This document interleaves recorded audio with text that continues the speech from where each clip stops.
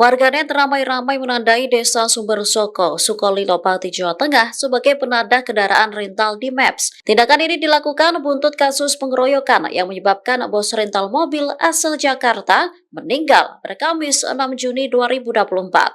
Banyak yang menyebut jika wilayah itu digunakan sebagai penadah kendaraan bodong.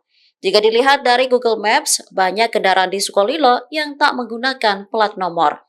Merespon hal itu, Camat Sukolilo Andrik Sulaksono buka suara. Ia mengaku sudah mengetahui tag negatif di Google Maps yang diarahkan ke Kecamatan Sukolilo. Andrik mengimbau agar warganet menggunakan media sosial dengan baik.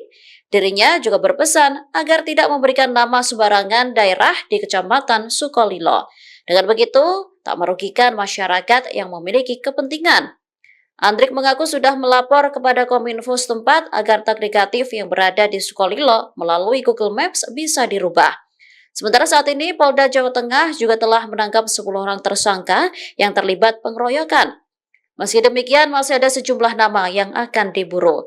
Terkait mobil rental milik korban, Burhanis juga telah ditemukan. Mobil tersebut telah diganti plat nomor dan saat ini sudah dibawa ke Polres Metro Jakarta Timur. Download Tribun X sekarang, menghadirkan lokal menjadi Indonesia.